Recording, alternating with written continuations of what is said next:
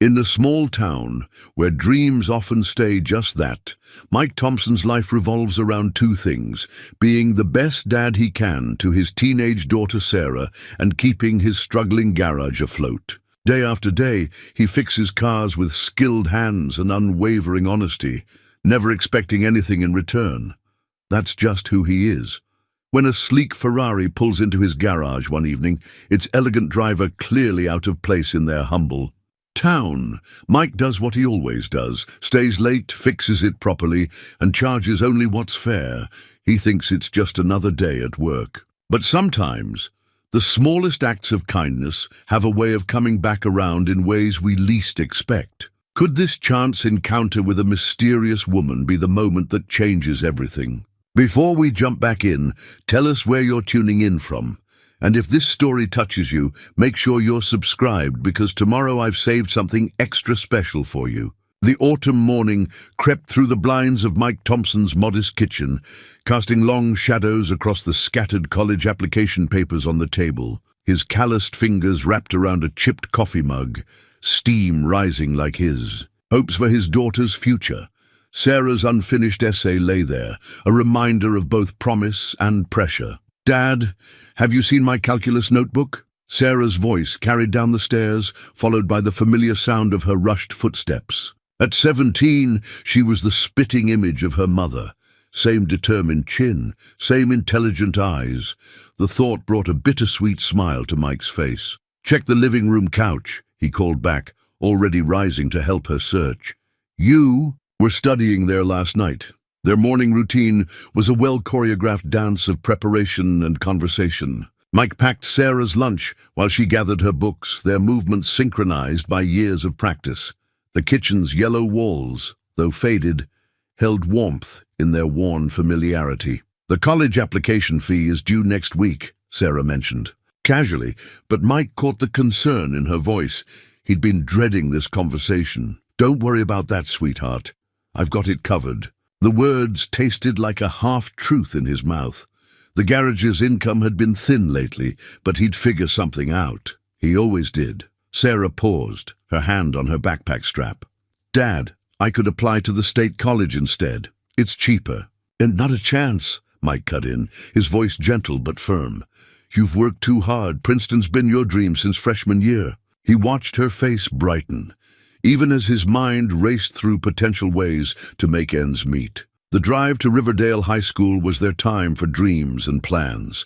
Sarah's excitement about her AP Physics project filled the cab of Mike's old pickup truck, its engine purring thanks to his meticulous maintenance. He listened, offering encouragement between her technical explanations, proud of how her mind worked. At the school entrance, Sarah leaned over to kiss his cheek, a gesture that hadn't changed since elementary school. "Love you, Dad. Don't work."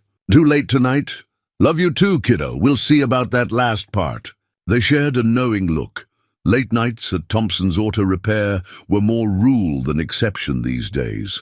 The garage sat on the outskirts of town, a weathered building that had seen better days, but still stood proud. The faded sign above. The door read, "Thompson's Auto Repair, honest work, fair prices." His father's words, now his legacy. Inside, the familiar scent of motor oil and metal greeted him like an old friend. Eddie, his part-time helper, was already there, organizing. Tools with methodical precision. The kid reminded Mike of himself 20 years ago, before life had thrown its curveballs. "Morning, Mr. T. Mrs. Henderson called about her Buick. Says the timing belt's making noise again." Mike nodded, already reaching for his coveralls. "Tell her to bring it in. We'll take care of it." Mrs. Henderson was on a fixed income.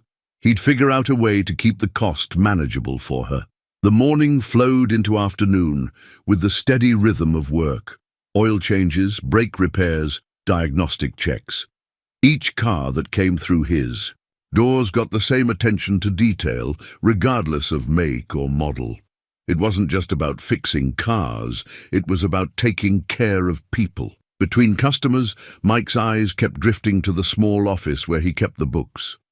The stack of bills grew taller each month, while the profit margins grew thinner. The big chain repair shop that had opened across town was drawing away customers with flashy promotions and corporate pricing. But Mike refused to cut corners or inflate prices. His reputation for honest work was all he had. During his lunch break, he pulled out Sarah's college application essay again. She'd asked him to review it, though they both knew her writing was better than his. The essay spoke about growing up in a single-parent home, about watching her father build a life from scratch after her mother left. Reading it brought back memories he usually kept tucked away. The early days of single parenthood, learning to braid Sarah's hair for school, working late while a neighbor watched her. The afternoon sun was casting long shadows through the garage doors when Eddie left for the day. Mike waved him off, then turned back to the Honda Civic he was working on. The owner needed it for work tomorrow, and Mike had promised it would be ready. As he worked, his mind wandered to Sarah's future. Princeton would open doors that had never been available to him. She deserved that chance, deserved every opportunity he could give her. The question was how to make it happen. The garage phone rang, interrupting his thoughts. Probably Mrs. Henderson, about her Buick.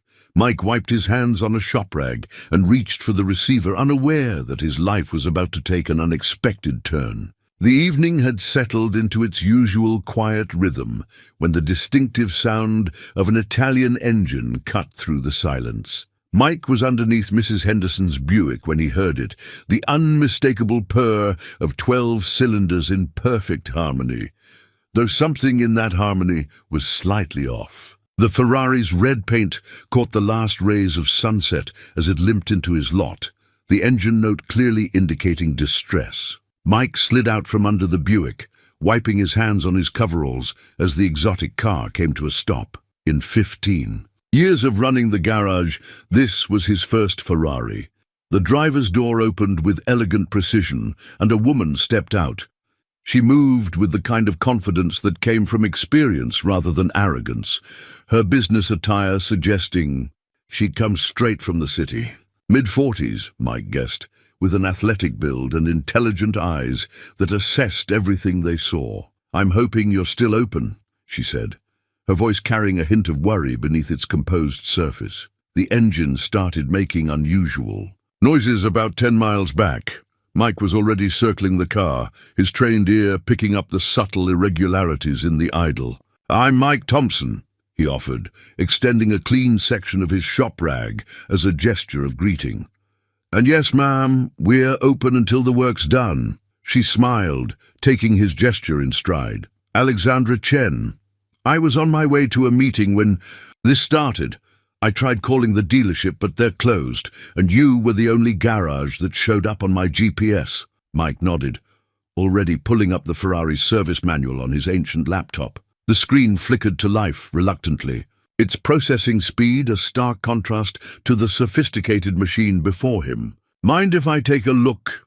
Alexandra gestured her permission, and Mike began his initial diagnosis. The engine's symphony told a story to his experienced ears, a tale of precision engineering in minor distress.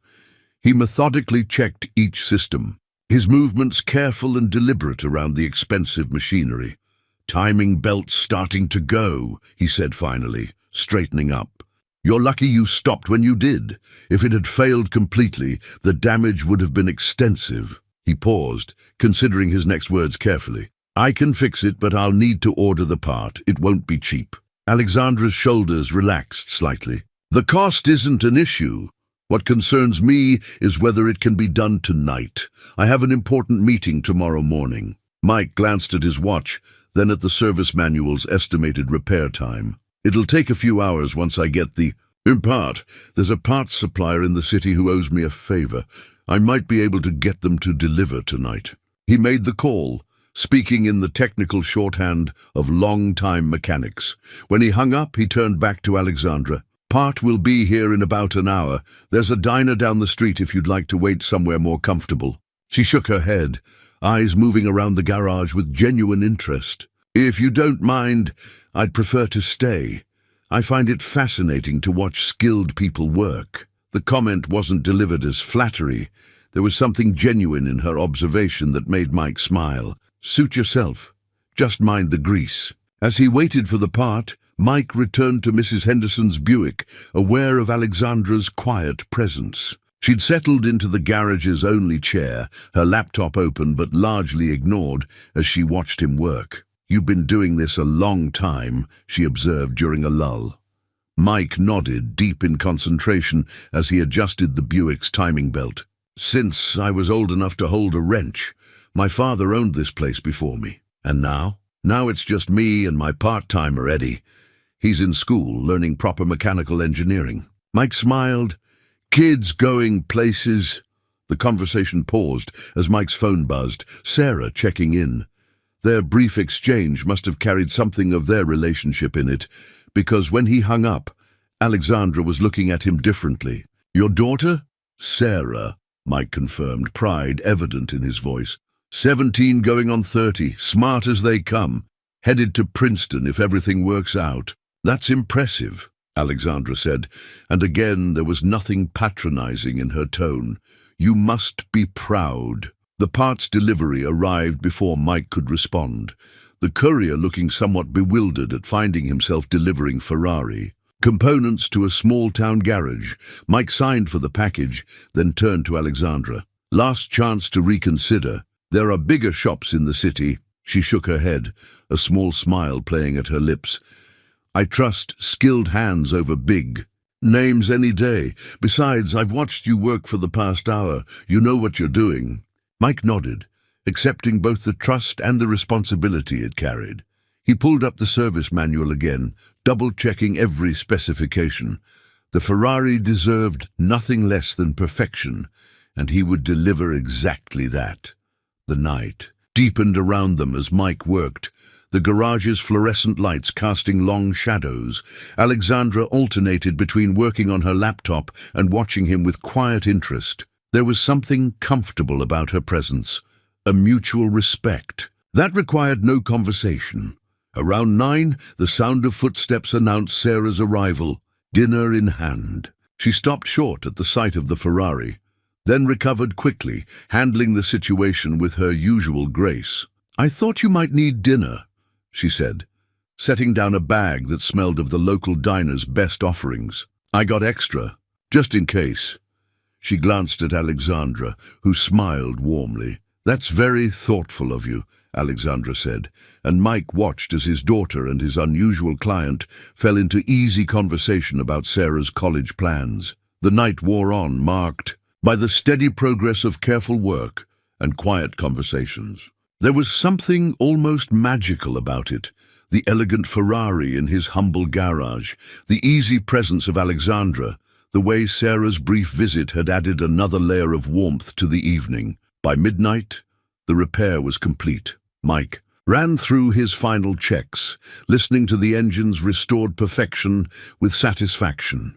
Every component was exactly where it should be, every specification met or exceeded. He closed the hood with a gentle click, knowing that this night would stand out in his memory for reasons he couldn't quite explain. The old family photo caught Alexandra's eye as Mike worked, a younger version of him teaching a small girl in pigtails how to hold a wrench. It sat on his workbench, protected from garage grime by a scratched plastic frame. Sarah couldn't have been more than 6 in that picture, Mike said, noticing Alexandra's interest. His hands remained steady on the Ferrari's timing belt assembly as he spoke. "She'd spend every Saturday morning out here with me learning about cars. Said she wanted to be just like her daddy." Alexandra smiled, moving closer to watch his careful movements around the engine. "And now? Now she's got her sights set on quantum physics." Pride mixed with something else in his voice, perhaps a touch of wistfulness. "She still helps out sometimes, but her future's in bigger things than small-town auto repair." The cheese night had settled into a comfortable rhythm. The occasional click of tools against metal played counterpoint to their conversation, which flowed as smoothly as well-maintained machinery. Mike found himself sharing stories he hadn't thought about. "In years, this was my father's toolbox," he said, reaching for a socket wrench. He taught me everything I know about cars, and quite a bit about life too. Used to say that every engine tells a story if you know how to listen. Alexandra leaned against the workbench, her suit jacket now carefully draped over the office chair. What story does this one tell? Mike paused, listening to the subtle harmonics of the Ferrari's idle. Right now, it's telling me about precision and patience, about how sometimes the most sophisticated things need the simplest care. He adjusted something minute, and the engine note changed slightly. There, hear that? That's the sound of everything being exactly where it should be. The conversation shifted as Mike worked, touching on their respective paths through life. Alexandra spoke of her own career with measured words that hinted at success, but revealed little. There was something refreshing about her reserve. No showing off, just quiet competence. Around 10, Mike took a break to check on the Buick he'd promised Mrs. Henderson. Alexandra followed, genuinely interested in the more modest repair. You treat them both the same, she observed, watching him work. The Ferrari and the Buick. Every car deserves respect, Mike replied, his focus unwavering. And every customer deserves honest work. My father used to say that integrity isn't something you can fake. It shows in everything you do, or it shows in everything you don't. A comfortable silence fell as Mike returned to the Ferrari. The repair required absolute precision, and Alexandra seemed to understand, content to watch and occasionally ask thoughtful questions about the process. The old coffee maker in the corner gurgled to life, filling the garage with the aroma of midnight fuel. Alexandra had insisted on making a fresh pot, seemingly determined to pull her weight in some small way. You know, she said, passing him a steaming mug. Most people would have been intimidated by this repair. It's not exactly a common car in these parts. Mike took a careful sip, his eyes still on the engine. An engine's an engine. Some are just dressed up fancier than others. The principles stay the same. It's all about understanding how things work together. He reached for another tool, his movements deliberate. Besides, I've got something better than experience with exotic cars. I've got patience and a good service manual. The comment drew a genuine laugh from Alexandra, a warm sound that seemed to fill the garage. Patience and a manual. You'd be surprised how many problems in life that combination can solve. As midnight approached, Sarah's earlier visit became a topic of conversation. She seems remarkable, Alexandra said, her tone genuine. You've done an amazing job with her. Mike's hands stilled for a moment on the timing belt. She makes it easy, never given me a day's trouble, even after. He trailed off, then continued with the repair. Alexandra waited, giving him space to either continue or let the thought go. After a moment, he chose to continue. Her mother left when Sarah was 8. Said small-town life wasn't enough for her. Mike's voice held no bitterness, just old acceptance. Sarah handled it better than I did, truth be told. Helped me as much as I helped her. He gestured to another photo on the wall, Sarah's middle school graduation. That was about 6 months after. I was still figuring out how to be both parents. Sarah's teacher called me in, worried because Sarah's hair was always messy for school. I didn't know how to braid it properly. He smiled at the memory. So I went to the library, got books on hairstyling, practiced on her dolls while she slept. By high school, I could do a French braid better than most mums. Alexandra's expression softened. That's what real parenting looks like. Not the big gestures, but the small things you do every day. Speaking from experience? Mike asked, catching something in her tone. She shook her head. Observation. My own father. She paused, choosing her words carefully. Let's just say, he wasn't the type to learn braiding for his daughter's sake. The night wore on, marked by the steady progress of the repair and the gentle ebb and flow of conversation. There was something almost therapeutic about working on the sophisticated machinery while sharing pieces of their lives. As Mike made the final adjustments, he found himself wishing, just for a moment, that the repair was more complicated, that it would take longer. There was something special about this night, about the unexpected connection formed over engine parts and midnight coffee. But every repair, like every story, has its end. Mike closed the hood with careful precision, knowing that in a few minutes Alexandra would drive away, leaving only the memory of this unusual evening. What he didn't know was that this repair was far from the end of their story. It was, in fact, just the beginning. The final moments of a repair always carried their own kind of magic. Mike stepped back from the Ferrari, wiping his hands on his shop rag as the engine purred with renewed perfection. The sound filled the garage like expensive music, every note, exactly where it should be. "That's what it's supposed to sound like," he said, satisfaction evident in his voice. He reached for his clipboard, beginning to write up the receipt. The numbers were straightforward, parts cost plus standard labor. No markup, no padding, just honest work at a fair price. Alexandra stood beside him, her eyes moving between the car and his hands as he wrote, "I know enough about these machines to know that what you just did was exceptional," she said quietly. "Most mechanics wouldn't have attempted this repair, especially not at night, especially not without specialized training." Mike shrugged, continuing to write. The manual had all the specifications. After that, it's just about paying attention and doing the work right. He paused, double-checking his figures. The timing belt itself wasn't cheap, but I didn't add any emergency fees for the late hour. When he handed her the receipt, Alexandra studied it with an expression he couldn't quite read. "This can't be right," she said finally. "This is barely more than what the dealership charges for routine maintenance." "It's the correct price," Mike replied firmly. "Parts at cost, standard labor rate. That's how we do things here." Alexandra reached into her purse, pulling out a sleek wallet.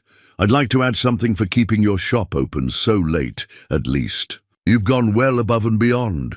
Mike shook his head, that same quiet firmness in his voice. "No, ma'am. Price on the receipt is the price for the work. Always has been, always will be." He gestured to the faded sign on the wall. "Honest. Work fair prices. My father put that up 30 years ago. It's not just words to me." Something shifted in Alexandra's expression. Respect mixed with something deeper, more contemplative. She wrote out a check for the exact amount on the receipt, her pen moving with practiced efficiency. As she handed it over, their fingers brushed briefly. A small moment, unremarkable really, except for the way it seemed to linger in the air between them. "I should warn you," Mike said, trying to lighten the suddenly charged atmosphere. "The check better not bounce. I know where you live." He paused. "Well, actually, I don't. But I know what you drive, and there can't be that many red Ferraris around here." Alexandra laughed, the sound warm and genuine. "I think your detective work would be wasted. The check is good." She picked up her jacket from the chair, sliding it back on with fluid grace. "Though I admit, I'm curious what your recovery plan would have been." "Oh, you know, the usual small-town mechanic approach. Track down the mysterious Ferrari lady, demand payment, maybe challenge you to a high-stakes car race." He delivered it with such a straight face that it took her a moment to catch the joke. When she did laugh, it transformed her entire face. The polished businesswoman facade softened into something more real, more approachable. "A high-stakes car race in that truck of yours? Hey now," Mike protested, patting his old pickup's hood as they walked past it. "Don't underestimate this old girl. She's got character." They reached the Ferrari, its red paint gleaming under the garage lights. Alexandra ran her hand along its smooth flank, a gesture of appreciation rather than possession. "Character is underrated these days," she said softly. And Mike had a feeling she wasn't just talking about cars anymore. She opened the driver's door but paused before getting in. "Thank you, Mike. Not just for fixing the car, but for—" She gestured vaguely at the garage, as if trying to encompass the entire evening. The conversations, the coffee, the comfortable silences. "For all of it. Any time," Mike replied, meaning it more than he'd expected to. "Drive safely." He watched as she settled into the driver's seat, the car's interior lighting casting a soft glow around her. The engine started with a refined growl, settling into the smooth idle he'd restored. Alexandra gave him one last smile, somehow both warm and enigmatic, before easing the car out of the garage. Mike stood in the doorway, watching until the Ferrari's taillights disappeared around the corner. The night air was cool on his face, carrying the first hints of autumn. For a long moment, he stayed there, feeling as if something significant had just happened, though he couldn't quite say what. Finally, he turned back to the garage. There was still Mrs. Henderson's Buick to finish, and Sarah would be waiting up for him, probably working on her college applications. Life went on, reliable as a well-maintained engine. Still, as he returned to work, he couldn't shake the feeling that this night had been different. Something had shifted, like the subtle change in an engine's timing. Small, perhaps, but with the potential to affect everything that followed. He picked up his wrench, the familiar weight comforting in his hand. On his workbench, the receipt. Book lay open, Alexandra's check neatly placed beside it.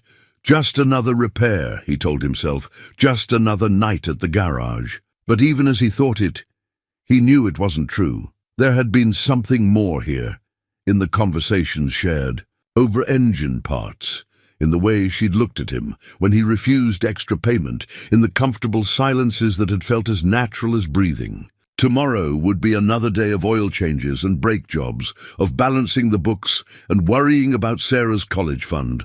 But tonight had been something special. Mike smiled to himself and turned back to Mrs. Henderson's Buick. The work waited, as it always did, but now it was accompanied by thoughts of dark eyes that saw more than they revealed, and a laugh that seemed to linger in the air like music. Dawn arrived with its usual whispered promises of possibility, finding Mike already at his kitchen table. Sleep had been elusive, his mind replaying moments from the night before. The sound of Alexandra's laugh, the way her eyes had sparkled when she'd caught his joke about the car chase. He shook his head, trying to focus on the morning paper in front of him, the kitchen filled with the familiar sounds of Sarah getting ready for school.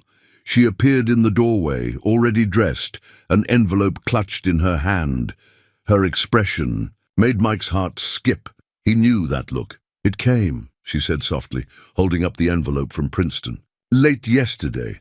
I was waiting for you to get home, but—" Mike pushed back his chair, coffee forgotten. "Well, don't keep your old man in suspense." Sarah's face broke into a brilliant smile as she pulled out the letter. "I got in! Early admission!" She launched herself into his arms, the way she used to when she was little. "Full academic scholarship consideration, Dad. They want me to interview for it next month." Joy and pride warred with practical concerns in Mike's mind, but he pushed the latter aside. This was Sarah's moment. "I knew you could do it, sweetheart. Never doubted it for a second." They celebrated with impromptu dancing in the kitchen, Sarah reading parts of the letter aloud, while Mike flipped pancakes one-handed. It wasn't until she was gathering her books for school that reality began to creep back in. "Even with a partial scholarship," Sarah said carefully, "we'll need to figure out housing costs, books, travel expenses." "Hey," Mike caught her hand. "Today is for celebrating. We'll figure out the rest." After Sarah left for school, Mike headed to the garage, his mind already calculating numbers. The morning brought its usual parade of customers, but there was an unusual buzz in the air. Seemed like news traveled fast in their small town. "Heard you had quite the visitor last night," Mrs. Henderson said as she picked up her Buick. "A Ferrari," Tommy at the diner said, "red as a cardinal's wing." Mike smiled, keeping his focus on her invoice. "News travels fast." "And that's not all," she continued, leaning in conspiratorially. "Jenny's boy was out at the old airfield this morning. Says he saw a private jet landing. Quite the excitement for our little town." Before Mike could respond, Eddie burst through the door, waving his phone. "Mr. T, you're not going to believe this. That Ferrari lady from last night, she's all over the business news." Mike took the offered phone, his coffee cup freezing halfway to his lips. There on the screen was Alexandra, looking elegantly professional, in a business suit, standing in front of a sleek corporate building. The headline read, "Tech Pioneer Alexandra Chen announces major innovation hub initiative." She's like, seriously important. Eddie continued, practically bouncing with excitement. CEO of Chen Innovations. They're this huge tech company that's been buying up land all over the country, building these amazing research centers. Mike handed the phone back, his mind spinning. The Alessandro Chen, the woman who'd sat in his garage drinking coffee and sharing stories about her father, was one of the most successful tech entrepreneurs in the country. Before he could process this information, his phone buzzed with a text from Sarah. "Dad, did you see the news? A private jet just landed at the airfield. Everyone at school is talking about it. They say some big tech company is looking at building something here. How crazy is that?" Mike stared at his phone, then at the check still sitting in his receipt book from last night. The same elegant signature that had been in countless business magazines was right there on his counter, paying. For a simple timing belt repair. The morning sun streamed through the garage windows, illuminating the dust motes in the air. Something was changing, he could feel it. Like the moment before an engine turns over, when possibility hangs in the air. He picked up his wrench, turning, back to the Honda he was working on. Whatever was coming, right now, there was work to be done. But he couldn't help wondering what Alexandra Chen's return might mean. For the town, for Sarah's future, and maybe, just maybe, for him. The late morning sun cast long shadows across the garage floor when Mike heard it. The distinctive sound of luxury car engines, multiple ones, approaching his shop. He was under a Chevy pickup when the vehicles pulled in. They're synchronized. Arrival bringing a sudden quiet to the normal garage bustle. Eddie's sneakers appeared beside the pickup. Mr. T, you might want to see this." Mike slid out from under the truck, wiping his hands on his coveralls, and found himself facing not one, but 3 black Mercedes sedans parked in perfect formation. As he watched, Alexandra emerged from the middle car, dressed in an elegant business suit, but wearing the same warm smile he remembered from the night before. "Good morning, Mike," she said, her voice carrying the same genuine quality it had during their late-night conversations. "I hope you don't mind the entourage. Corporate policy, I'm afraid." She gestured to the serious-looking men in suits who had emerged from the other cars. "They get nervous when I travel alone." Mike found himself smiling despite his surprise. "Well, can't blame them, especially after that timing belt incident." He paused, taking in the scene. "Though I have to say, this is a lot of firepower just to check on a repair." Alexandra's eyes sparkled with amusement. "The Ferrari's running. Perfectly, thanks to you." "Actually, I'm here about something else." She glanced around the garage. "Is there somewhere we could talk privately?" Mike led her to his small office, acutely aware of its worn furniture and faded walls. Alexandra settled into the visitors, shared with the same easy grace she'd shown in the garage the night before, seemingly unbothered by the humble surroundings. "First," she said, reaching into her briefcase, "I want you to see something." She handed him a business card, heavy cardstock, elegant design, with her name and title clearly displayed. Alexandra Chen, CEO, Chen Innovations. "I should have introduced myself properly last night," she continued. "But it was nice, having a conversation where my title didn't matter." Mike studied the card, then set it carefully on his desk. "You weren't exactly hiding who you were. I just wasn't paying attention to the right things." "No," Alexandra said softly. "You were paying attention to exactly the right things. That's partly why I'm here." She leaned forward slightly. "What do you know about Chen Innovations, Mike?" He shrugged. "Only what I've heard. You're doing something revolutionary with sustainable technology, building research centers across the country. Innovation hubs," she corrected gently. "Places where technology meets practical application. And we're building our next one here, in your town." Mike's eyebrows rose. "Here? Why? Originally?" "Because the location was perfect, close enough to the city but with room to grow." She paused, meeting his eyes. "Now, because I found something else here. Something rare." She reached into her briefcase again, pulling out a folder. "Last night, I watched you work, watched how you approached a complex problem with patience and precision. Watched how you treated both the machine and the customer with respect. That's exactly the kind of practical wisdom we need." Mike's mind was racing, trying to keep up. "What exactly are you saying?" "I'm offering you a job, Mike, head of practical applications at the new facility. You'd be working with some of the best engineers in the world, helping bridge the gap between theoretical innovation and real-world application." She opened the folder, revealing contracts and specifications. Full benefits, of course, including a comprehensive college fund for Sarah. The mention of Sarah's name brought Mike's whirling thoughts into sharp focus. "How did you—" Alexandra smiled. "I did my homework after I left last night. Your reputation in this community is remarkable. Everyone I talked to had a story about how you'd helped them, worked with them on payments, gone above and beyond." She laid another document on his desk. "We're also interested in your property. The garage's location would be perfect for our community outreach center. We're prepared to make a very generous offer." Mike stared at the papers, then at Alexandra. "This is a lot to take in." "I know," she said gently, "and I want you to take your time considering it. But Mike," she waited until he met her eyes, "this isn't charity. This is me recognizing exactly what my company needs. Sometimes the most sophisticated problems require simple wisdom to solve. You have that wisdom." Through the office window, Mike could see Eddie working on a car, could hear the familiar sounds of the garage, his father's garage, that had been his whole world for so long. When he turned back to Alexandra, he found her watching him, with understanding in her eyes. "Take some time," she said, standing. "Talk it over with Sarah. I'll be in town for the next few days." She placed a sealed envelope on his desk. "The formal offer's in here, along with my personal number if you have any questions." As she reached the door, she paused. "Oh, and Mike, thank you again for last night. It's been a long time since anyone treated me like just another person with a broken-down car." The contract lay open on the kitchen table, its pages crisp and official under the evening light. Mike had read it 3 times now, each figure more staggering than the last.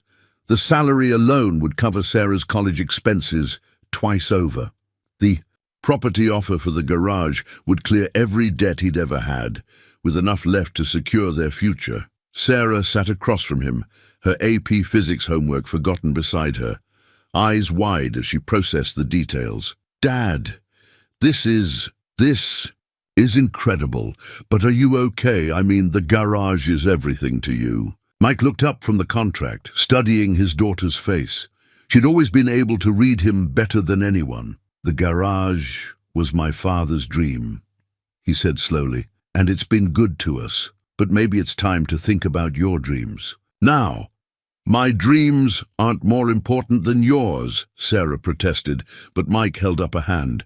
"You remember what Grandpa used to say about engines? How sometimes you have to rebuild them completely to make them run better?" He smiled at the memory. "Maybe that's what this is. A chance to rebuild, to make something better for both of us." The evening sun cast long shadows across the contract's pages as they discussed the possibilities. Sarah's practical nature emerged as she made lists of pros and cons, her neat handwriting filling a notebook page. "The innovation hub would bring jobs to town," she noted, pen moving quickly. "Mrs. Henderson's son might not have to move away for work, and Emily's dad, he's been looking for a technical position since the factory closed." Mike nodded, remembering countless conversations with customers about their children leaving town for opportunities elsewhere. Alexandra, Ms. Chen, said something about a community outreach center, training programs, educational initiatives. "And you'd be perfect for that," Sarah said earnestly. "Dad, you've been teaching people about cars their whole lives. This would just be bigger." She paused, then added softly, "Plus, you seemed different when you talked about her." "About last night." Mike felt warmth creep into his cheeks. "This isn't about that. This is about making the right decision for our future." "Can't it be about both?" Sarah's smile was knowing. "I saw how you looked when you told me about fixing a car. You lit up. Before Mike could respond, a knock at the door interrupted them. It was Eddie, still in his work clothes, looking uncertain. "Sorry to bother you at home, Mr. T, but, well, some of the regular customers heard about the offer. They're at the garage. They want to talk to you." Mike found his garage full of familiar faces. Mrs. Henderson was there, and Joe from the hardware store, Tom the retired teacher, and at least a dozen others. They looked up as he entered, their expressions a mix of concern and hope. "We heard about Chen Innovation's offer," Mrs. Henderson said, stepping forward. "About the Innovation Hub and the job they offered you." Mike nodded slowly. "News travels fast in a small town. We wanted you to know," Tom said, his teacher's voice carrying clearly, "that while we'd miss you at the garage, this could be good for all of us. The town needs something like this, and they need someone like you to help build it right." One by one, they shared their thoughts. How the hub could bring their children home, how the training programs could give people new starts, how having someone they trusted involved would make the transition easier. "You've helped all of us at one time or another," Joe said gruffly. "Maybe this is your chance to help the whole town." As Mike looked around at these people, not just customers, but friends, neighbors, community, he felt something shift inside him. The garage had always been about more than fixing cars. It had been about helping people, making things work better, building trust. Maybe this was just a bigger version of the same thing. Later that night, after the impromptu gathering had dispersed, and Sarah had gone to bed, Mike sat alone in the quiet garage. His father's old toolbox sat on the workbench, its dents and scratches telling stories of years of honest work. He pulled out his phone and looked at the number Alexandra had left. Sometimes, he thought, the biggest decisions felt the smallest. When they were right, the phone rang twice before she answered. "Alexandra, it's Mike Thompson. About that offer, I'd like to discuss the details." The keys felt heavier than usual in Mike's hand as he stood in the garage's doorway one last time. 30 years of memories lived in these walls. First with his father, then on his own, teaching Sarah, helping neighbors, building a life one repair at a time. The morning sun streamed through the windows, catching dust motes in its beam, making everything look softer, more nostalgic. "Need help with anything else?" Eddie asked from behind him. The young man had arrived early, insisting on being there for this moment. In their discussions with Alexandra, it had been decided that Eddie would manage the garage's transition into the community center, overseeing repairs until the renovation began. It felt right, passing the torch to someone who understood what this place meant. "Just taking one last look," Mike replied, running his hand along the worn workbench. His father's old toolbox had already been packed up. It would have a place of honor in his new office at the Innovation Hub. Alexandra had insisted on that. The meeting to finalize everything had been surprisingly emotional. Alexandra had understood instinctively that this wasn't just a property acquisition. It was the passing of an era. She'd listened quietly as Mike shared stories about the garage's history, then laid out a vision for its future that honored that legacy. "The community center will always have a working garage component," she'd promised. "A place where people can learn, where skills can be passed on, different from what it was, but carrying the same spirit." Now, walking through the familiar space, Mike could almost see those future possibilities overlaid with the past. The corner where he'd taught Sarah to change oil would become a training area. The office where he'd worked out payment plans with struggling customers would house education programs. His phone buzzed, a text from Alexandra. "Taking the leap is always the hardest part, but I've got a feeling you're going to fly." The message brought a smile to his face. Their conversations over the past week had evolved from purely professional to something warmer, though both maintained a careful distance while the business arrangements were being finalized. Sarah appeared in the doorway, camera in hand.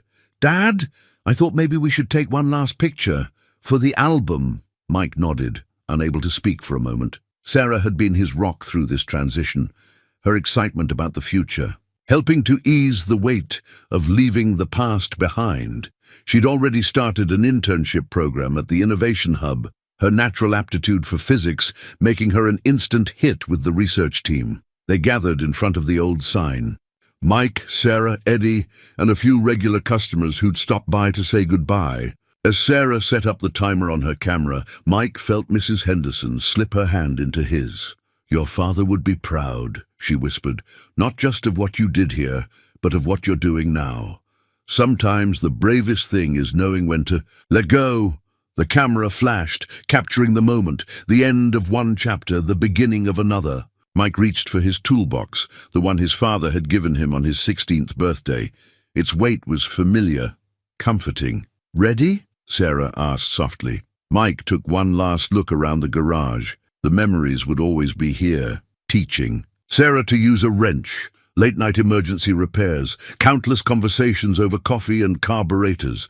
But it was time for new memories, new challenges, new ways to help people. "Yeah," he said finally. "I'm ready." As they walked out, Eddie called after them. "Mr. T, thank you for everything. I'll make sure it stays special." Mike turned back one last time, seeing not just Eddie, but all the years of history, all the lives touched, all the trust built and maintained. "I know you will, kid. I know you will." In the parking lot, Alexandra stood waiting beside her car, not the Ferrari this time, but a more modest vehicle. She'd insisted on driving him to the hub herself for his first day. Her presence felt right somehow, a bridge between past and future. As Mike locked the garage door for the last time, he felt a profound sense of peace settle over him. The keys weren't really heavy at all, he realized. What had felt like weight was actually the accumulated trust of his community, the legacy of his father, the promise of tomorrow. He handed the keys to Eddie, clapped him on the shoulder and turned toward his future. Sometimes the biggest changes in life came disguised as broken-down Ferraris and late-night repairs.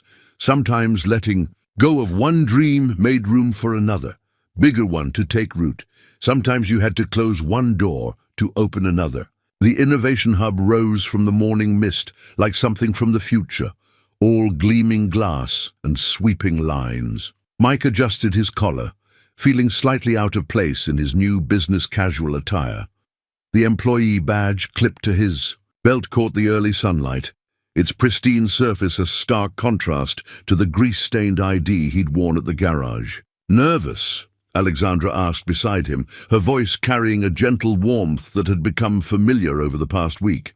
She'd insisted on giving him the tour herself, clearing her morning schedule despite protests from her assistant. "Like a teen at his first job interview," Mike admitted, managing a smile, "though I suspect most teens don't have the CEO as their personal guide." "Most teens don't rebuild Ferrari engines by moonlight either," she countered, leading him through the main entrance. The lobby opened up before them, a soaring space filled with natural light and the quiet hum of innovation at work. What struck Mike first wasn't the impressive architecture or the state-of-the-art technology visible everywhere. It was the people. Engineers in casual wear clustered around workstations, their animated discussions punctuated by laughter. Technicians moved purposefully between labs, carrying prototypes and tablet computers. The atmosphere was alive with the kind of energy he'd always felt in his garage when tackling a particularly interesting problem. "Welcome to your new world," Alexandra said, watching his reaction. "Different from the garage, I know, but I think you'll find the spirit is similar. Everyone here is trying to make things work better." Their first stop was his office, a comfortable space with large windows overlooking the technical workshop.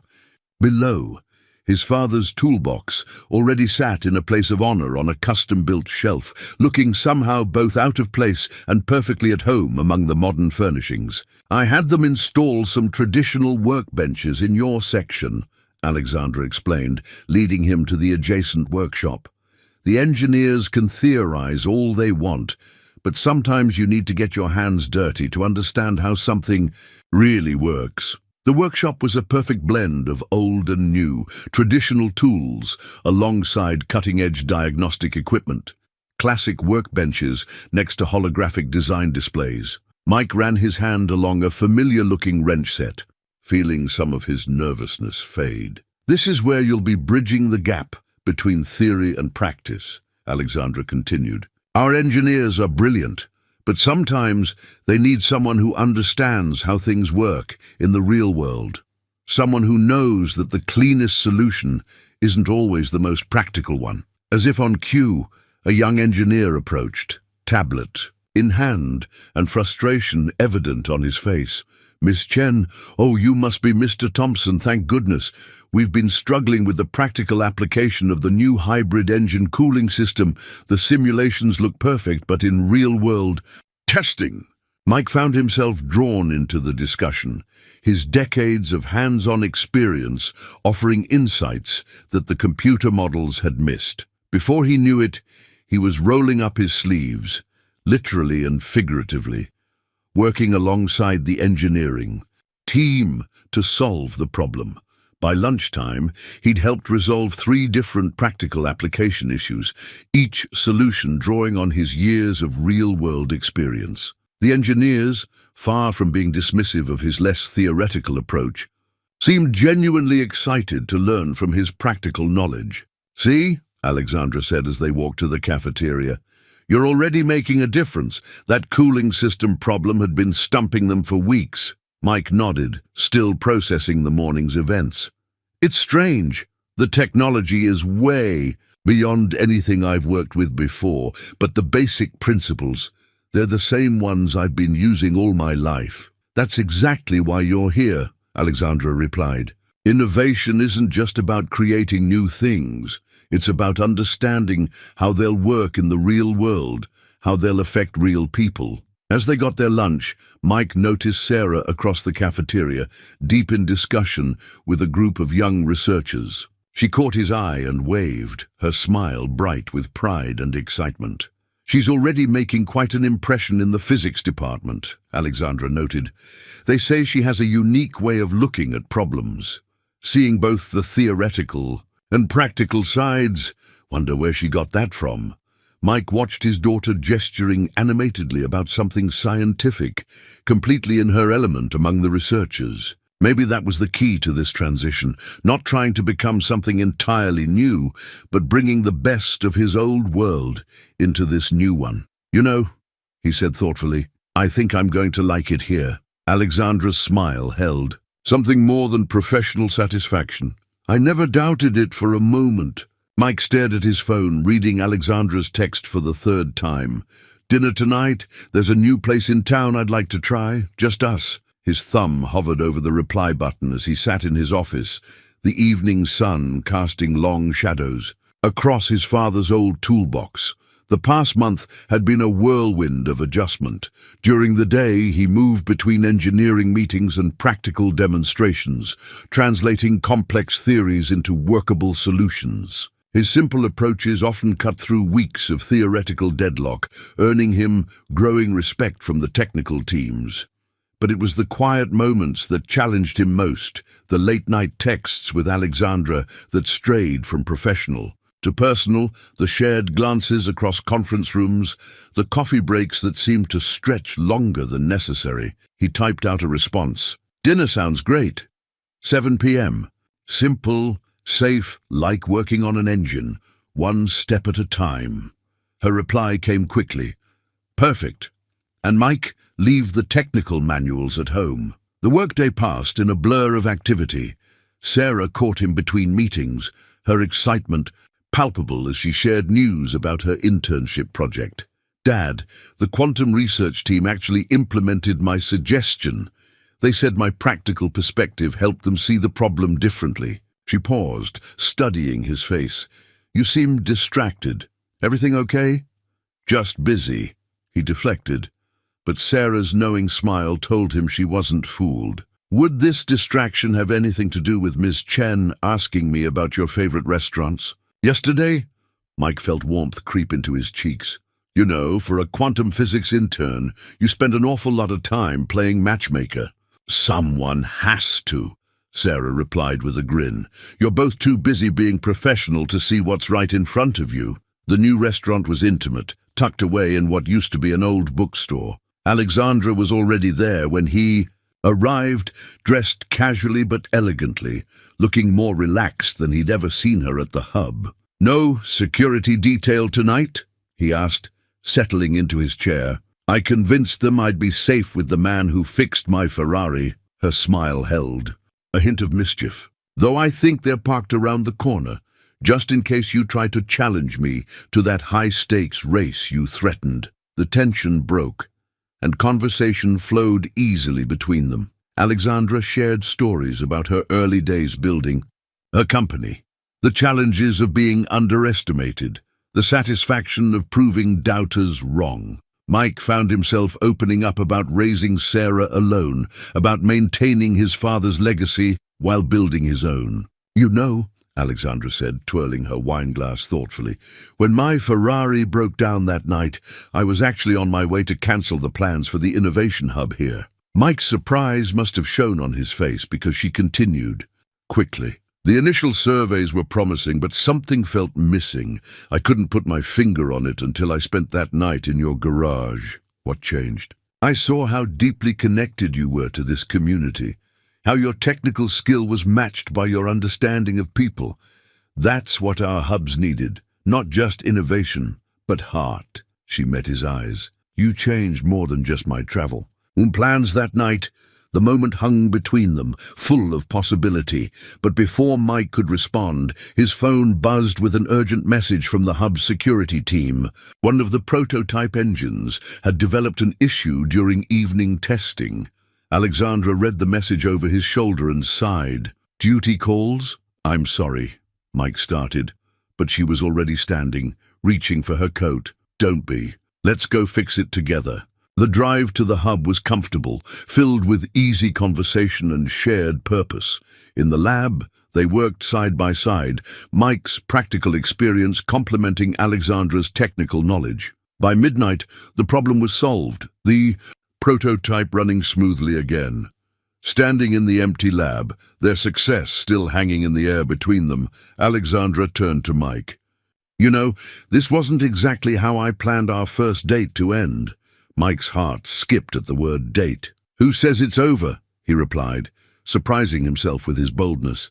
"There's a great all-night diner near here, best pie in town." Alexandra's smile lit up her whole face. "Lead the way, Mr. Thompson." As they walked to his truck, Mike felt something settle into place. Sometimes the best innovations weren't about technology at all. They were about finding new ways to be yourself, about building something unexpected from familiar parts. The old magazine article lay on Mike's desk, its glossy pages showing signs of frequent handling. The headline read, "Alexandra Chen, the mechanic's daughter who revolutionized tech." He'd found it while researching project documentation, and suddenly many things about Alexandra made more sense. The article detailed her early life, growing up in her father's struggling garage, learning to fix engines before she could drive, watching the business fail when corporate chains moved in. It could have been his own story, except for the ending. Alexandra had channeled that loss into determination, building her tech empire with a foundation of practical knowledge and a deep understanding of working people. A soft knock at his office door interrupted his reading. Alexandra stood there, a knowing look in her eyes when she saw the magazine. "I wondered when you'd find that," she said, settling into the chair across from him, "though I'm surprised. It took this long, given Sarah's thorough research skills." Mike smiled, remembering his daughter's hints about Alexandra's background. "She knew, didn't she? That's why she kept pushing us together." "Smart girl," Alexandra replied. "Like father, like daughter. You both see through to what matters." She reached for the magazine, her fingers tracing the old photograph of her father's garage. "That's why I was really in your town that night, you know." Mike leaned forward, intrigued. "I thought it was about the innovation hub location." "Partially, but I'd been visiting small garages across the country, watching them struggle against the same forces that killed my father's business." Her voice carried old pain, tempered by purpose. The innovation hubs were always meant to be more than just research centers. They're about preserving practical wisdom, about bridging the gap between traditional skills and new technology. The Pieces clicked into place. That's why you insisted on keeping the garage component in the community center. Alexandra nodded. When my Ferrari broke down, I thought it was just bad luck. But watching you work that night, seeing how you treated every customer like family, how you passed your knowledge to Eddie. She paused, collecting her thoughts. You reminded me of my father, but with one crucial difference. You hadn't given up. You'd found a way to keep his spirit alive while adapting to change. Mike thought about his own father, about the lessons passed down through generations of mechanics. Your father's garage, what happened to it? Strip mall now, Alexandra said quietly. I tried to buy it back years ago, but it was too late. That's part of why this project means so much to me. It's not just about innovation, it's about preservation, about finding ways to keep craftsmanship alive in a digital age. She stood, moving to the window that overlooked the workshop below. Young engineers worked alongside experienced technicians, theory and practice merging seamlessly. Look at them. The engineers are learning things they never could from simulations alone, and the technicians are seeing how their practical knowledge fits into the bigger picture. Mike joined her at the window, their shoulders nearly touching. Is that why you offered me the job?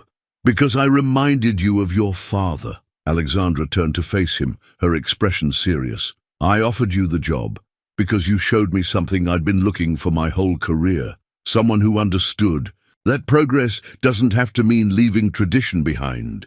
The fact that you reminded me of the best parts of my father, that just helped me recognize what I was seeing. Their eyes met, and Mike saw in hers the same passion for building, fixing. Improving that had driven him his whole life. Without thinking, he reached for her hand. Your father would be proud, he said softly, not just of your success, but of how you're using it to help others. Alexandra's fingers tightened around his. I wish he could have met you. He would have loved your garage. She smiled, blinking back unexpected tears. Though he probably wouldn't have let you work on his Ferrari. No, he was very particular about Italian engines, wouldn't let anyone but himself touch them. Her laugh carried both sadness and joy. He would have tested you first, probably, with something American, a Corvette maybe. Good thing you're not as particular, Mike said, drawing her closer. Good thing, she agreed, and when she kissed him, it felt like the most natural thing in the world, like the perfect fit of a well-machined part, like the satisfying click of everything falling into place. Below them, the hub hummed with activity, old wisdom and new ideas, mixing and merging, creating something stronger than either could be alone. Just like them, the restoration project plans covered Mike's entire desk, a maze of technical drawings and specifications that represented the hub's most ambitious undertaking yet. They were going to rebuild a classic 1957 Chevrolet Bel Air, but not just as a restoration. They would integrate cutting-edge, sustainable technology while preserving its vintage soul. It's impossible, declared Derek, one of the senior engineers, staring at the plans. We can't maintain the original aesthetics and meet modern efficiency standards. The systems won't fit in the original engine compartment. Mike studied the drawings, his mind already breaking down the problem into manageable pieces. That's because you're trying to adapt the car to the technology.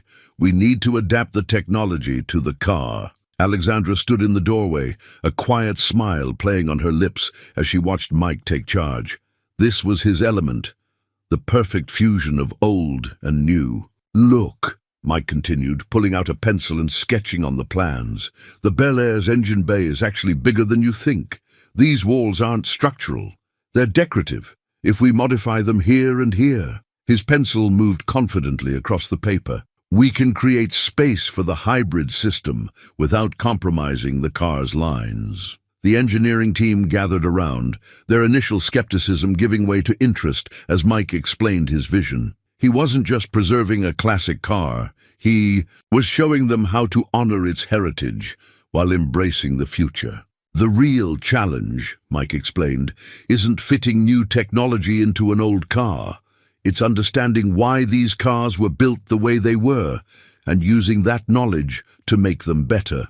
Over the next few weeks, the project became a symbol of everything the Innovation Hub stood for. Mike's practical experience guided the technical team through countless challenges, while their innovative solutions helped him see new possibilities in familiar mechanics.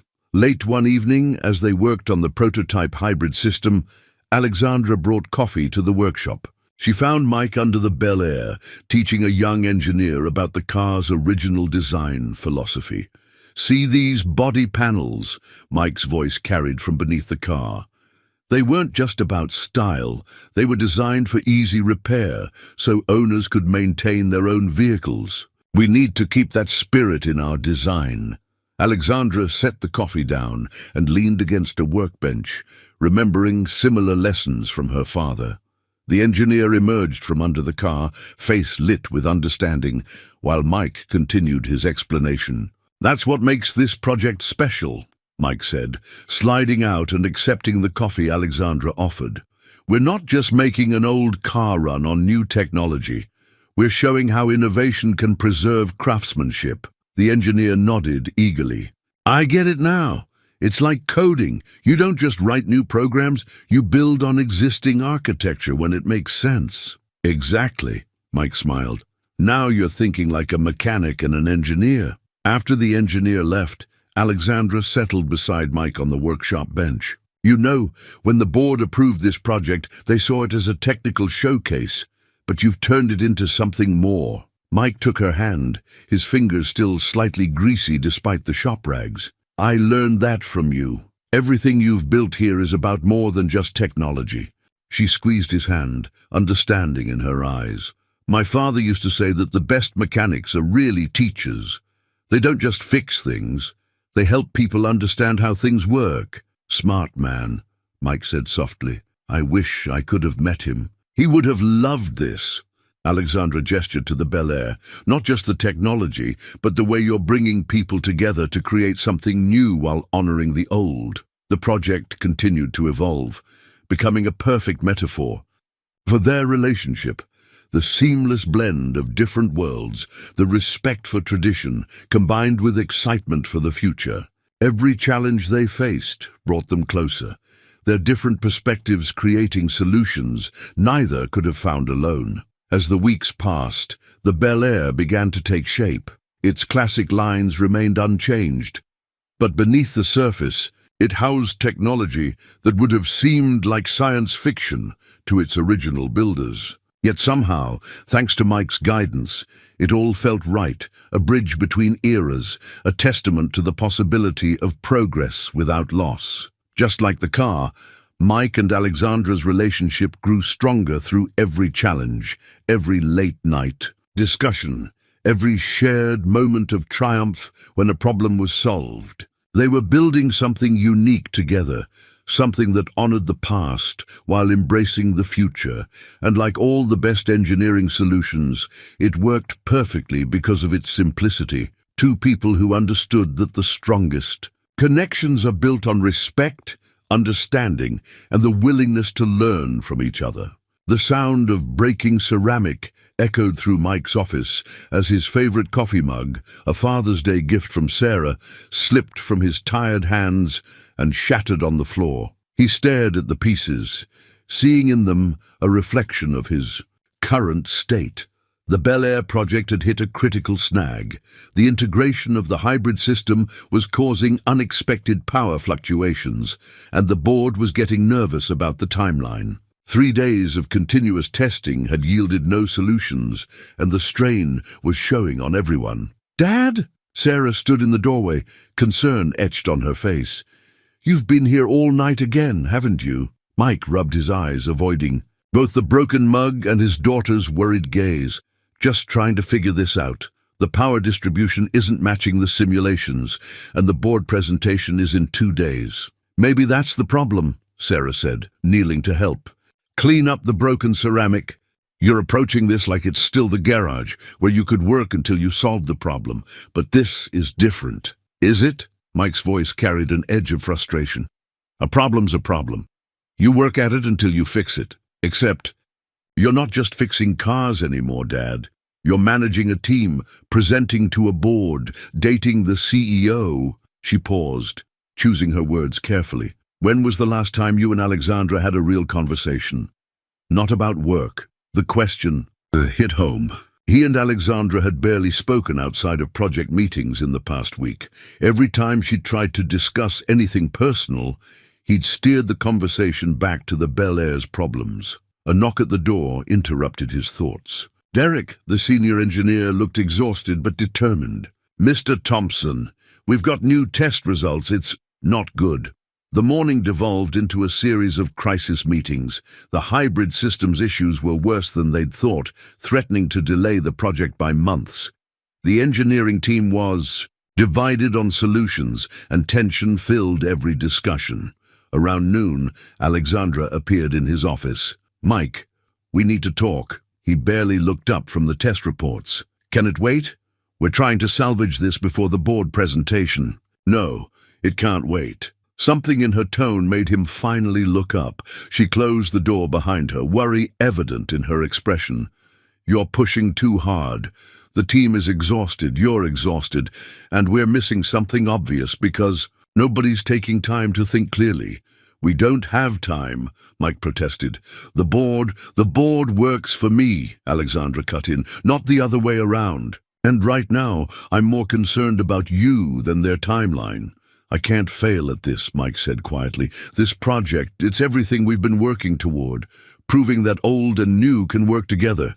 Is that what this is really about?" Alexandra moved closer, her voice softening. "Or is it about proving something to yourself?" The question hung in the air between them. Before Mike could answer, another knock came at the door. An urgent problem with the prototype required his immediate attention.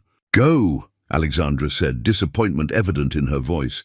"But Mike, we're not done with this conversation." The afternoon passed in a blur of technical discussions and failed attempts at solutions. By evening, Mike found himself alone in the workshop, staring at the Bel Air. Its classic lines seemed to mock him now, a symbol of his struggle to bridge two worlds. He was so focused on the car that he didn't hear Sarah return until she spoke. "You know what you always told me about tough problems," she said, making him jump. "Sometimes you have to step back to see the solution." "Sarah." "No, Dad, listen. You've been so focused on proving yourself in this new world that you've forgotten what made you special in the old one." She placed a hand on his shoulder. "At the garage, your best solutions came when you stepped away. Got perspective. Remember Mrs. Henderson's mysterious engine knock? You solved it while watching birds at the feeder." Mike smiled despite himself. "That's because the rhythm of their pecking matched the—" He stopped, something clicking in his mind. The rhythm. "That's it!" He grabbed his phone, texting the team. The power fluctuations weren't random. They had a pattern like the birds at the feeder. They'd been so focused on the electrical systems that they'd missed the mechanical timing issue. But as he reached for his laptop to document the insight, Sarah took it away. "Tomorrow," she said firmly. "Right now, there's someone you need to talk to. Someone who deserves more than your exhausted, work-obsessed attention." Mike looked at his daughter, really looked at her, and saw not just Sarah, but a reflection of his own stubbornness. She was right. Some things were more important than work, even work you loved. He picked up his phone again, this time to make a different call. "Alexandra, can we talk? And this time it's not about the car." The family calendar hanging in Mike's kitchen told the story of their new life in colorful pen marks and post-it notes. Sarah's internship schedule overlapped with his board meetings. Alexandra's dinner dates were marked alongside community center planning sessions. Even Eddie's updates about the garage renovation had their place, everything finally finding its rhythm. Mike studied the calendar while waiting for his coffee to brew, remembering the conversation with Alexandra that had changed everything. They'd met at their favorite diner well after midnight, both too tired to maintain professional facades. "I fell in love with the mechanic who fixed my Ferrari," she'd said quietly, stirring her coffee. "The one who took time to do things right, who knew when to step back and think. Somewhere along the way, he got lost in trying to be someone else." Her words had hit home, making him see how he'd been approaching everything like a repair job, with an impossible deadline. Life wasn't an engine you could force into submission through sheer determination. The next morning, he'd called a team meeting, but instead of diving into technical discussions, he'd done something different. He'd shared stories about his years in the garage, about learning to balance work with raising Sarah, about understanding that sometimes the best solutions come when you least expect them. "We've been attacking this problem like it's a race," he'd told them, "but the best work I ever did came from taking time to understand what I was fixing. So today, we're going to slow down and think." The team's relief had been palpable. They'd spent the morning just studying the Bel Air, sharing observations and ideas without pressure. By afternoon, 3 different solutions to the power fluctuation problem had emerged naturally from their discussions. Now, 2 weeks later, the project was back on track, but with a different energy. The calendar showed the new approach: regular breaks scheduled between testing sessions, team dinners as important as technical reviews, time blocked out for both work and life. "Morning, Dad." Sarah breezed into the kitchen, already dressed. "For the lab? Don't forget we're meeting Alexandra for lunch. She wants to show us the community center plans." The community center, what used to be his garage, had become a symbol of this new balance. The renovation preserved the heart of the old building while adapting it for its new purpose. Just like him. At the hub, Mike found his team already, gathered around the Bel Air, but they weren't working yet. Instead, Derek was showing pictures of his daughter's first science fair project. "She built it all herself," Derek beamed. "Said she was inspired by our hybrid system design." Mike smiled, remembering similar proud moments with Sarah. "That's what this is all about, isn't it? Passing on knowledge, inspiring the next generation." The morning's work flowed smoothly, everyone fresher and more focused. The power distribution issue that had seemed insurmountable 2 weeks ago was now resolved, the solution elegant in its simplicity. They'd needed that step back to see it. Clearly, at lunch, Alexandra spread the community center plans across their table. The design incorporated elements of the old garage. The original sign would remain, and the main work area would become a hands-on learning space. "Eddie's been amazing," Alexandra reported. "He's already organized a youth mentorship program. Says he learned from the best." Mike felt a surge of pride. He always understood what the garage was really about. Not just fixing cars, but helping people learn and grow. "Speaking of learning and growing," Sarah interjected, pulling out her phone, "the quantum research team wants to incorporate some of our hybrid system principles into their new project. They say practical applications help them think differently about theoretical problems." Alexandra reached for Mike's hand under the table. "Looks like building bridges between old and new is becoming a family tradition." The afternoon brought a board presentation, but this time Mike approached it differently. Instead of just showing technical data, he shared the story of the project, how combining traditional wisdom with innovation had created something greater than either could achieve alone. When he finished, the board members weren't just impressed by the technical achievements, they were moved by the larger vision of progress that honored tradition while embracing the future. Later, as the sun set behind the hub's gleaming windows, Mike found Alexandra in his office, looking at his father's old toolbox. "Happy?" she asked, drawing him close. Mike thought about the calendar in his kitchen, about Sarah's excitement for her work, about his team's renewed energy, about the community center taking shape in his old garage, about how love, like engineering, was about finding the right balance. "Yeah," he said, kissing her softly. "I really am." The new garage design specifications lay across Mike's desk, but these weren't for the community center. They were for something entirely new, a state-of-the-art restoration facility that would be part of the innovation hub, combining traditional craftsmanship with cutting-edge technology. "Your father would love this," Alexandra said, studying the plans over his shoulder. The facility would include training spaces, research areas, and most importantly, a fully equipped workshop where the art of mechanical restoration would be preserved and passed on. "It's funny," Mike replied, his finger tracing the outline of what would become the main work area. "When I left the garage, I thought I was leaving that part of my life behind. Instead, it's grown into something bigger than I ever imagined." The Bel Air project had exceeded everyone's expectations.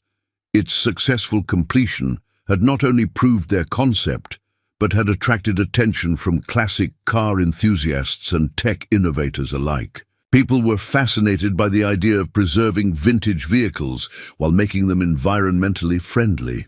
"Mr. Thompson?" Eddie's voice came from the doorway. He'd grown more confident in his new role at the community center, but still maintained that respectful tone. "We've got our first youth class starting next week. I was hoping you might come speak to them." Mike smiled, remembering his own early days learning at his father's side. "Wouldn't miss it. What's the topic?" "Basic engine principles," Eddie grinned. "Thought we'd start with the fundamentals, just like you taught me." After Eddie left, Alexandra perched on the edge of Mike's desk. "You know, when I first planned these innovation hubs, I never imagined this kind of community impact. The technical advances are important, but what's happening here, the knowledge being passed down, the bridges being built between generations, that's the real innovation." The afternoon found them in the workshop, where the Bel Air sat, gleaming under the lights. A film crew was documenting their project, interviewing team members about the process of merging traditional automotive craft with modern technology. Sarah had become one of their most articulate spokespeople, easily explaining complex technical concepts in ways that connected with both old-school mechanics and tech enthusiasts. Mike watched proudly as she demonstrated how they'd preserved the car's classic feel while incorporating sustainable systems. "The real breakthrough," she was telling the interviewer, "wasn't just technical. It was understanding that progress doesn't mean abandoning tradition. It means building on it, respecting it, helping it evolve." During a break in filming, Mike found himself working under the Bel Air's hood, making small adjustments more out of habit than necessity. The familiar actions centered him, even as he heard the busy sounds of the innovation hub around him. "Some things never change." Alexandra's voice came from beside the car. "Give you an engine to tinker with, and you're in your happy place." Mike straightened up, wiping his hands on a shop rag. "You know what I realized? This is still exactly what I was doing at the garage. Fixing things, solving problems, helping people. The scale is different, but the heart of it is the same. That's why it works so well," she replied, handing him the wrench he'd been reaching for without being asked. "You never tried to become someone else. You just found a bigger way to be yourself." The day wound down with a team gathering in the break room. Derek's daughter was showing off her science fair trophy, inspired by their hybrid system. Mrs. Henderson had brought pie from the diner, maintaining her tradition of feeding the garage boys, even though the garage was now a high-tech facility. "Remember when you thought taking this job meant leaving your old life behind?" Sarah asked, settling next to Mike with a slice of pie. He looked around the room, at Eddie discussing teaching plans with the engineering team, at Alexandra deep in conversation with Mrs. Henderson about the community center's impact, at the mixture of old friends and new colleagues sharing stories and ideas. "Turns out you can't leave your life behind," he replied. "You can only build on it, make it stronger, help it grow." Through the windows he could see the sun setting behind the Innovation Hub's modern architecture. In the reflection, he caught a glimpse of his father's old toolbox, now displayed prominently in the workshop as a reminder of their roots. The past and future had found their balance, not just in the Bel Air's engineering, but in every aspect of their lives. Each day brought new challenges, new opportunities to bridge the gap between tradition and innovation, between the wisdom of experience and the promise of progress. And at the heart of it all was the simple truth his father had taught him long. Go that the best kind of change doesn't erase what came before. It honors it, builds on it, and carries it forward into something even better. The small velvet box felt heavy in Mike's pocket as he worked on the Bel Air's final adjustments. Tomorrow, the car would be unveiled at a major tech conference, but tonight, he had something more important planned. The ring inside the box had belonged to his grandmother, a simple, elegant design that reminded him of Alexandra's understated grace. "Need any help?" Sarah's voice made him jump slightly. She smiled knowingly at his reaction. "Nervous about tomorrow's presentation?" "The presentation's the easy part," Mike replied, closing the Bel Air's hood with practiced care. "It's what comes after that has my hands shaking." Sarah moved closer, lowering her voice though they were alone in the workshop.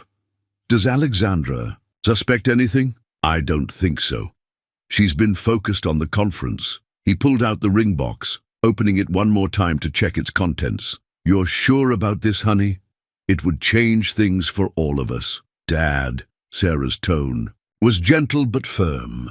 "I haven't seen you this happy since, well, ever. And Alexandra, she looks at you like you're her favorite classic car, perfectly restored but with some exciting modern upgrades." Mike laughed, tension easing from his shoulders. "That's quite a metaphor." "Well, I am your daughter. I know how to speak your language." She hugged him tightly. "Now don't overthink this like you do with engine timing. Some things just need to happen naturally." The workshop slowly emptied as evening approached. Mike had arranged everything.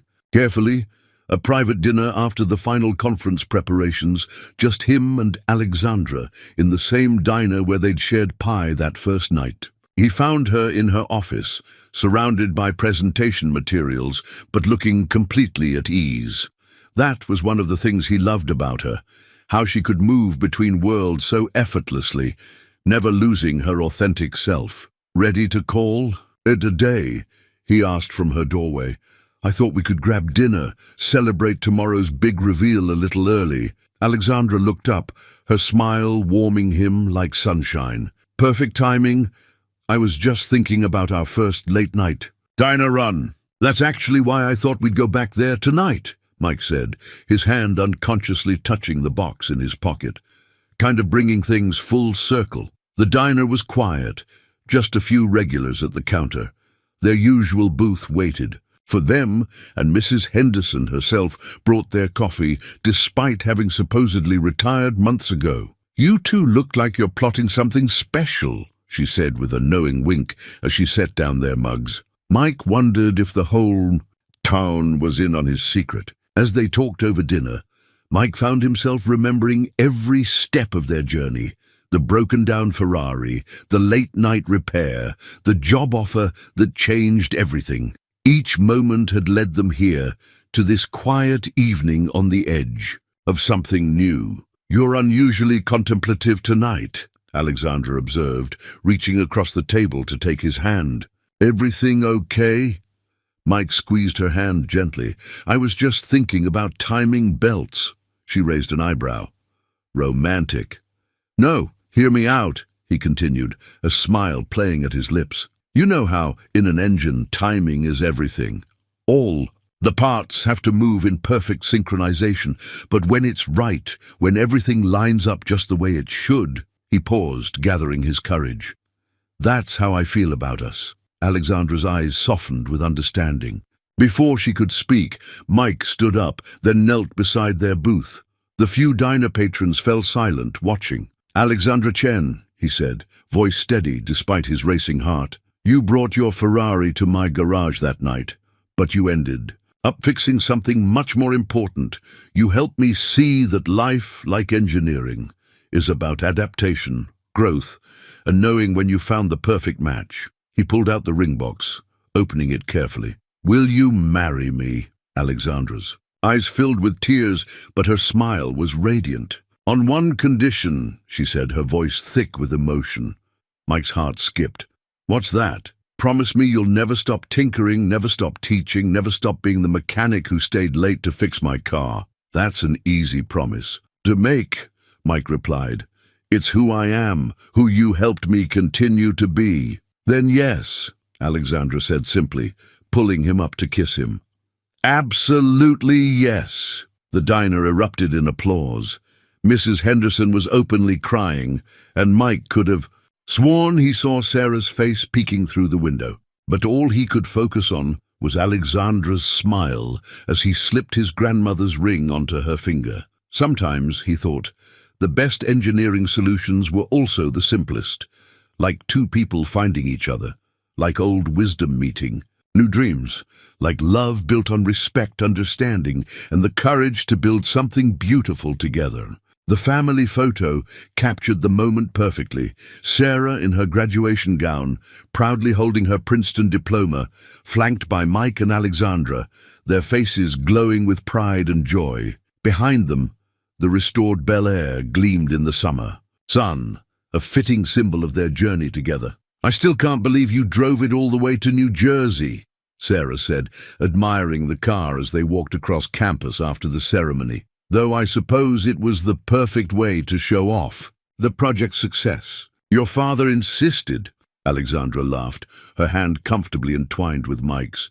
"Said something about proper transportation for a quantum physics graduate." Mike smiled, watching his daughter walk ahead of them, her graduation cap tilted at a jaunty angle.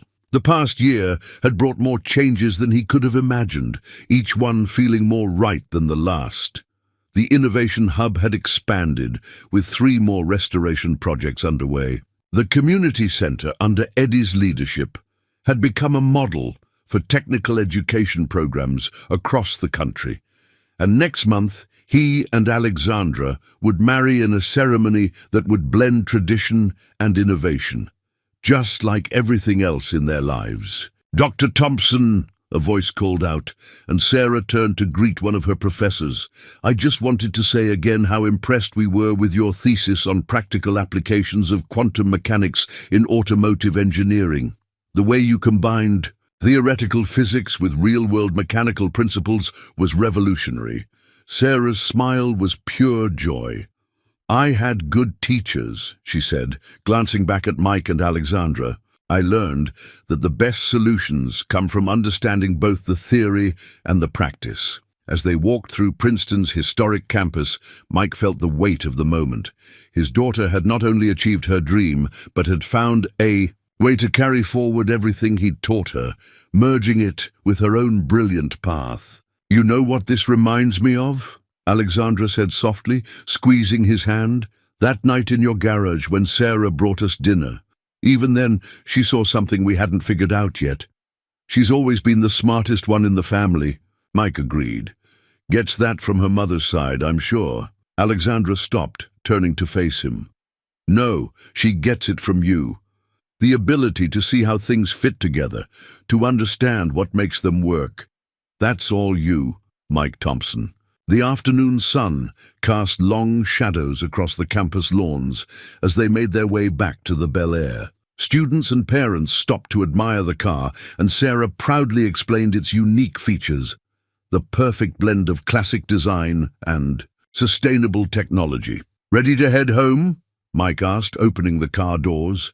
The engine purred to life with its distinctive sound, part vintage muscle, part future innovation. "Actually," Sarah said, a familiar, mischievous glint in her, I have news.